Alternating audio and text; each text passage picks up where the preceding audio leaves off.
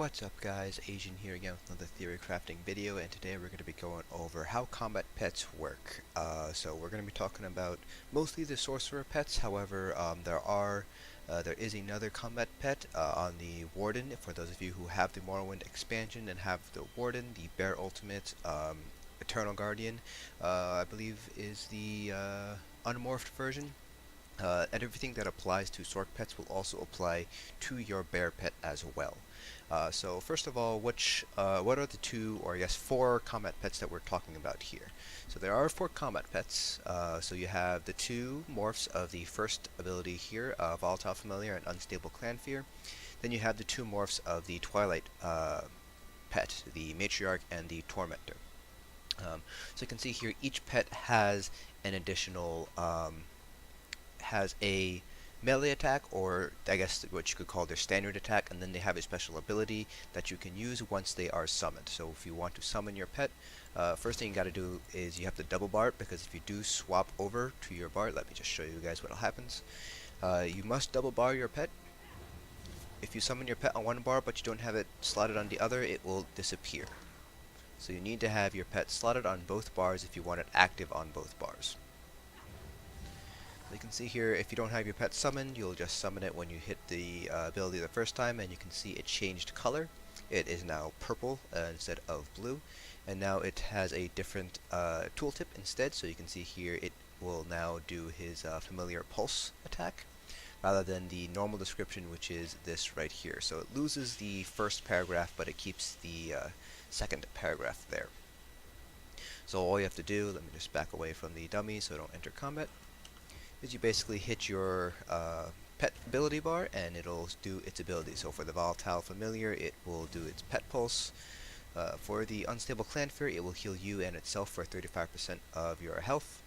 The Matriarch will have a big heal for the Matriarch and two other people. And the Tormentor, when you activate the ability, it will deal 50% more damage to enemies above 50% health for 15 seconds. Kind of like a reverse execute, if you want to think of it like that. Now, the big thing that people ask about when it comes to pets is how is the pet damage determined? As in, how is it calculated? Do I want to use spell power, or do I want to use max Magicka? Can the hits even crit? So that's kind of what we're going to be answering today. We just went over a brief overview of what pets are, and now we're going to be talking more in depth about their damage. So you can see here, like I said earlier, pets have your quote-unquote standard damage, which is just what they do whenever they attack an enemy. Go ahead and so pets will automatically attack whatever you're targeting, assuming that you haven't recently recalled them. The default is Y, and if you hold Y and right click, you'll recall them like so, and they'll stop attacking the enemy. If you could hit the enemy again, they will still stand by you, so you do need to hold Y and left click in order to get them to attack again. Now you can see here the familiar is just attacking that dummy right there, and that's what we call the standard attack. So underneath the tooltip here, that is the first paragraph there. The familiar's attack deal 1146 shock damage plus an additional 30% damage. So that's the same thing for the Clannfear and the two Matriarch morphs as well. Why they don't just add in that 30% extra damage to the tooltip and completely remove it, I don't know. It's Zos logic, I suppose. So a big question is, do these hits, can your pet crit? So I don't have the combat cloud turned on. Outgoing pet damage. Alright, so now you'll be able to see the pet damage there on the default tooltip. So you can see we're doing 660 damage on a normal hit,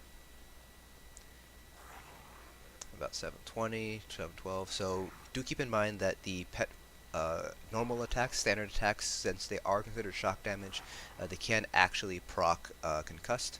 As you can see there, it just proc concussed there. You can't quite see it because I'm not in combat with the dummy, but that is what's happening there, that extra 111 hit. But you can see that the normal attack does crit.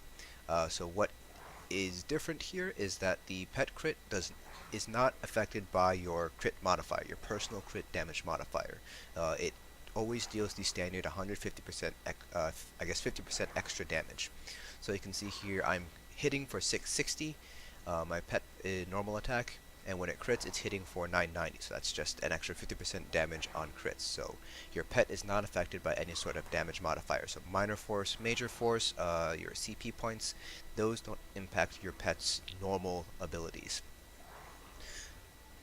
So now we're going to see whether or not the pet pulse itself can crit. So you can see here we have the pet pulse, which deals damage every 2 seconds for 8 seconds and stuns after the last hit. So we can see here the normal hit. You can already see that we are actually managing to crit with the pet pulse. Now the pet pulse, just like the pet's normal attack, is considered shock damage, so it can proc concussed. However, it is considered a damage over time with a AoE component. And as you can see just there, it can proc Lambrus because it is considered shock damage. So the pet pulse and the familiar pet's normal attacks can proc concussed, and they can proc Lambrus. So that is something that you can. That's kind of a little known fact there, that it can proc concuss and Lambrus. But you can see there that the pet pulse and the pet normal standard attack can crit. The caveat is it only gains that extra 50% standard extra damage from crit attacks. So now that we answered how pet damage works just on a base level, we're going to explain how you can increase the damage that you deal with your pet. Our standard starting off right now is going to be 3466. So if I'm going to drink this spell power potion right here, so it'll give me major sorcery. So right now my spell damage is 2547 before I drink the potion, and our tooltip here says 3466. Go ahead and drink the potion. You can see here that our pet damage actually didn't go up. It's still 3466. And yes, my spell damage did go up. You see here it did rise by 500 because I have a minor sorcery up now. Or major sorcery, I should say. So you can see here that the pet damage is not scale off of your spell damage at all. So you can have major sorcery, minor sorcery, you can stack spell damage on top of spell damage, but your pets themselves will not hit any harder with their normal attacks. You can see here it's still critting for 990, or their pet pulse. The tooltip has not changed at all. So what actually does affect pet damage is your max Magicka. So you can see here we are sitting at 39,838 max Magicka. I'm just going to recall my pet. I'll just desummon it actually. Alright. So as I was saying, max Magicka is what determines pet damage. So right now our max Magicka is sitting at 39,838. Let's see if I can increase my Magicka somehow. Let me recharge this. Okay. So you can see here I have a health enchant here on my Lambrus. I might have a Magicka glyph in my bike.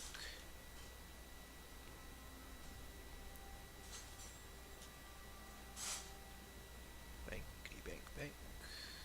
Yes, Magicka glyph.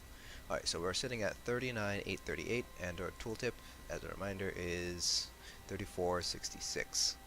And the normal shock damage you see here is 1146. So just to reiterate, increasing spell damage does not increase pet damage. Now what we're going to do is we're going to add replace this health enchant with a Magicka enchant, so we gain 868 additional Magicka. And we're going to take a look at the tooltip now. You can see here now that the tooltip has gone up. It went up to 1183, and the shock damage went to 3579.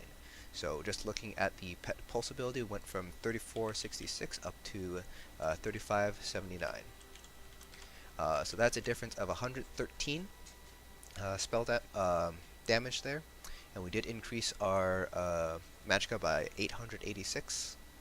So the ratio is going to be 868 divided by 113. So you get, for every about 7.7 Magicka, you get 1 additional damage onto your familiar pulse.